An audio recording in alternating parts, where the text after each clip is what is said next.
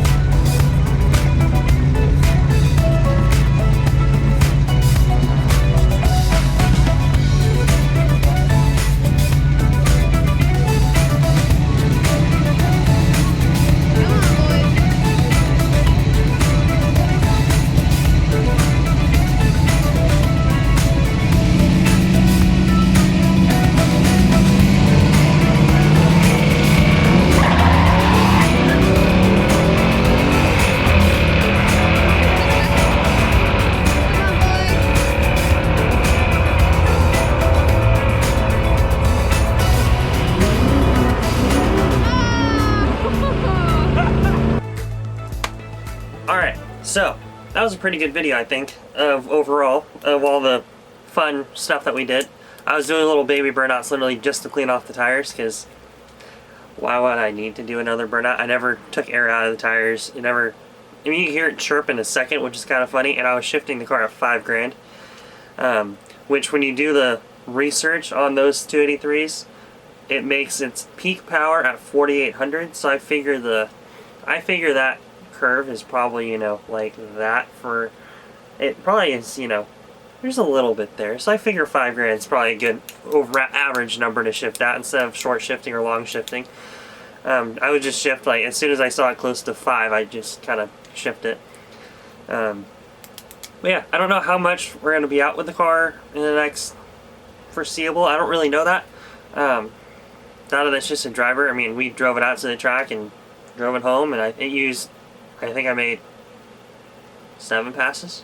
And I used less than half a tank of gas from the gas station in Natomas, which is about 20 miles from the racetrack. Made 7 passes and then drove about 30 miles home. So, I mean, 50 miles and 7 passes, and you use less than half a tank of gas is pretty good on a little 283. I think that engine, I could probably get 20 miles a gallon in that car on the freeway. Not that I really will know, because the speedometer doesn't work in the car. It has the 7R4 I put in it is a digital speedometer cable because of the 89 fiber that it was in. It was digital in that car. And obviously, my 67 Nova is not digital, and I'm not going to spend the $350 to convert my speedometer cable ran speedometer. What do they call it? Is it mechanical? I want to say mechanical speedometer to an electric, because it's like $350. I'm not going to do that. That doesn't make any sense. So I'm not going to worry about that. And I'm just going to go off the tack for right now, because I've already did all the measurements and stuff on what the tack is compared to what my speed is, so it's fine. We're all fine here.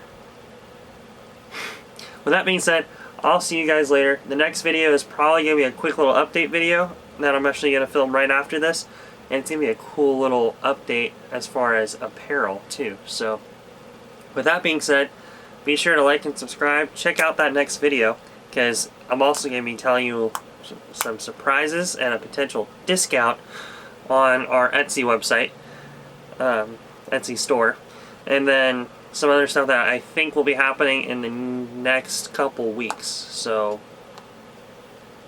be sure to check out that. Like and subscribe. Be sure to follow us on Instagram. And with that, I'll see you guys later. Peace.